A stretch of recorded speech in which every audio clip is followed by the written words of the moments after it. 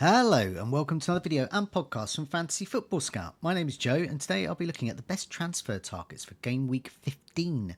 I'm recording this on Wednesday, so there is a risk some of the players I mentioned may be injured.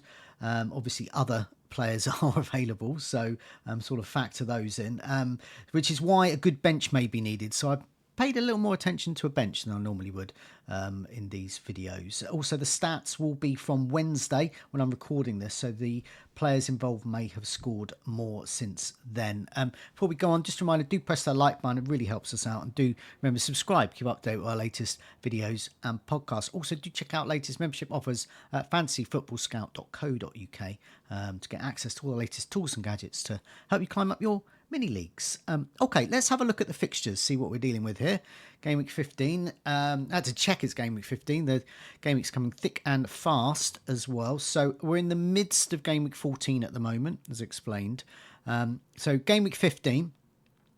Newcastle are top of the ticker here because they're at home to Burnley, and there's some good home matches here for a number of teams that we might want to target.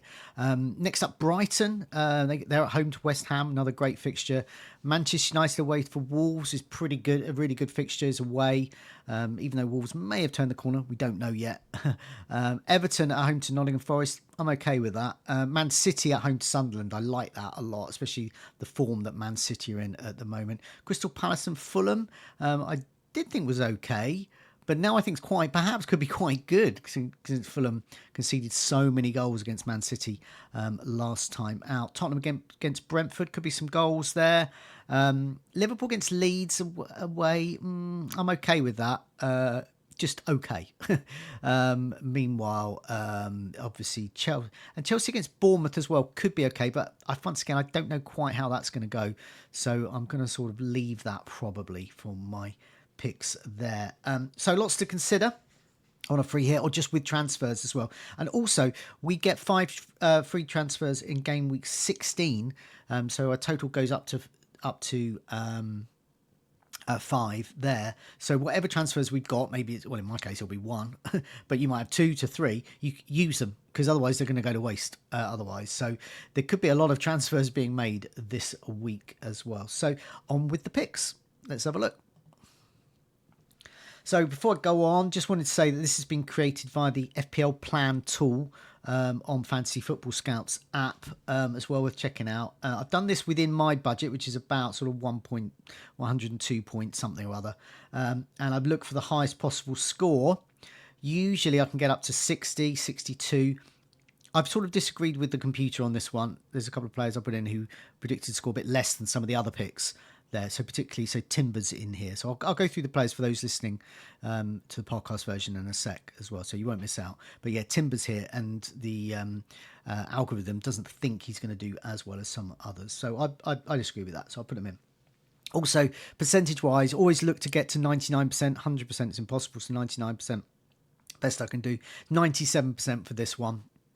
Still pretty strong. So it's still a strong squad, though. So let's have a look.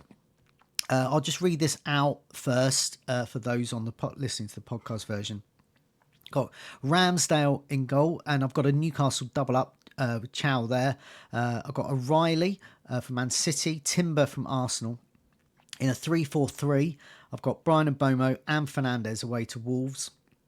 I've got Minteh at home to West Ham and Foden at home to Sunderland.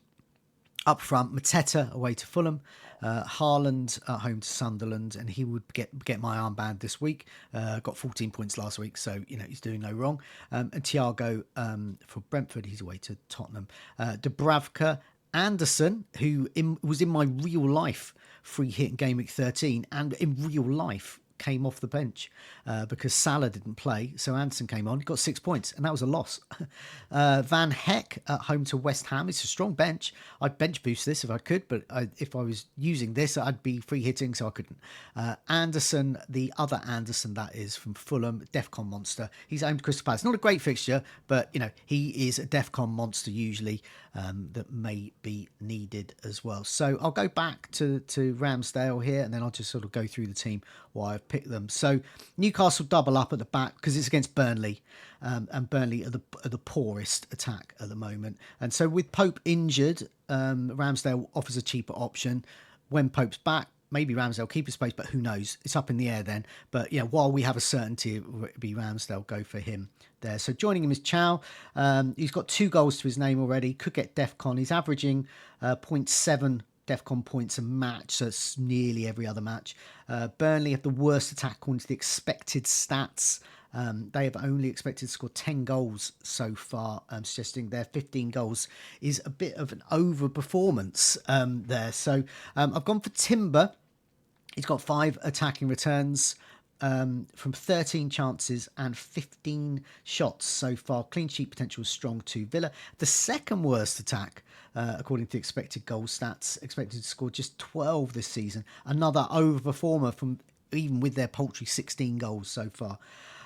O'Reilly is another attacking defender I've gone for. So I've gone for sort of, well, with Chow, 2 goals recently, but yeah, definitely an attacking defender with O'Reilly here. He's got 4 attacking returns, a goal and 3 assists.